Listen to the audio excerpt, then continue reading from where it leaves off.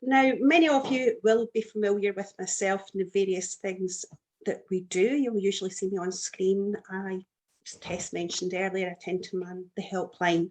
And I think today it's appropriate really to stress that I am a kidney donor if anyone has any questions. It's interesting there when someone's talking about young children. My son himself was 10 when I donated to his dad. So we've got a wealth of experience between our team. And as always, we can put you in touch with anyone if you've got a specific question. So we're just going to look at how we support. There's lots of ways in which we do it. So we offer practical, emotional and social support to you. Most people, the point of contact would be our helpline. Now, I do want to stress that helpline number is manned Monday to Friday during office hours. We are a small team, so occasionally it will run to voicemail if we're on another call or in a meeting. Please do leave a message. We will always return your call. We've got various ways that we support our community meetups. They take different formats at the moment. We're not meeting in person as yet. We're hoping 22 to be back to normal. Online, so it might just be a group community call. You're welcome to join, and we just go with the flow. Whatever the conversation is on the day, it'll just come out. We also offer small group topic-based calls, which I'll tell you more about later, webinars and workshops. So looking at everything, you'd hear me there mention part of our PKD Connect, and that is it. It's connecting people. We want you to all be part of that community.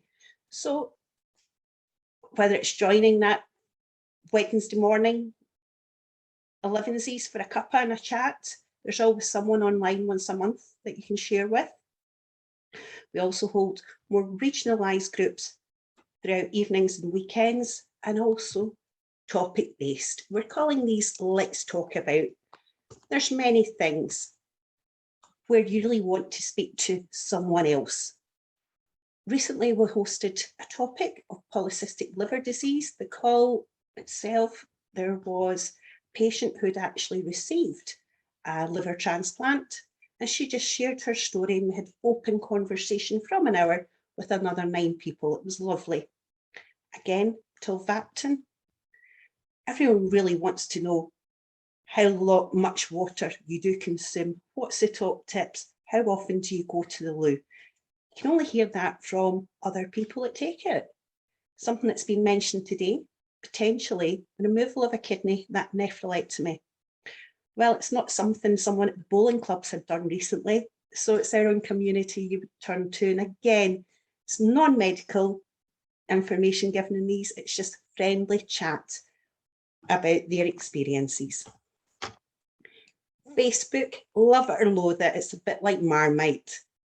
We do moderate some groups. I'm sure Jane will drop some links into the chat should you wish to join if you're not already a member.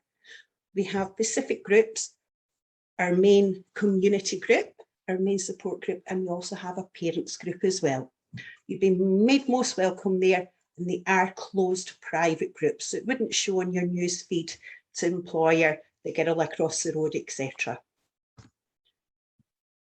Peer support. Sometimes in families it's difficult to talk about how you're feeling. You might not want to burden your partner, your children, your sibling about what's going on. Sometimes it's good to talk to somebody else that's worn that t-shirt, been there before.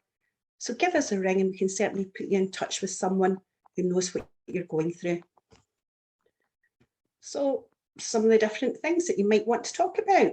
We can arrange these one-to-one calls for you. Lovely to see so many people participating today. You may be interested in some up-and-coming webinars.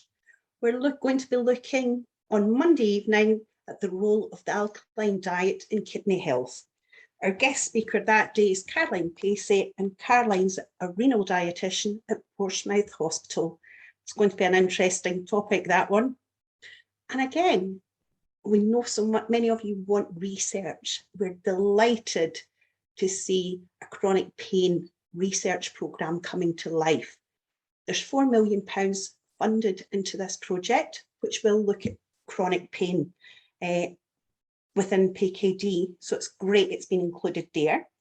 That evening, we're going to welcome Professor Richard Sanford. Some of you may know Dick. He's spoken previously on topics and he's a friend of the charities. We've got Professor Jeff Woods, and joining also is Professor Amanda Willard. So we've certainly got a selection of speakers and it'll be an interesting thing.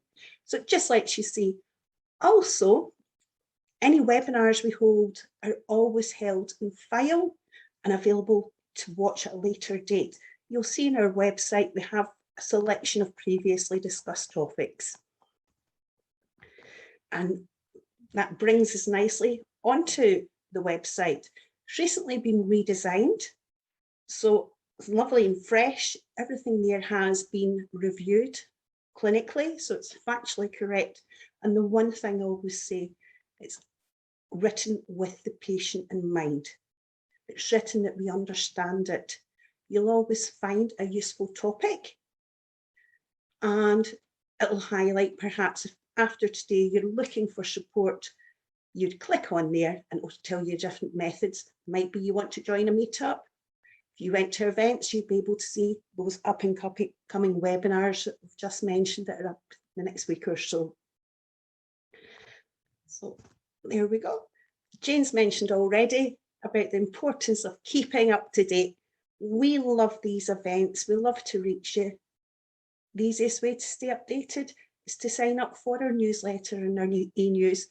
We don't sell on your list. It remains private to the charity and it lets you see what's coming up. So that is it. So that's a small roundup of what we can offer at the charity. If you're unsure and it's just a listening ear, phone. We'll always be able to support you. Thanks for listening.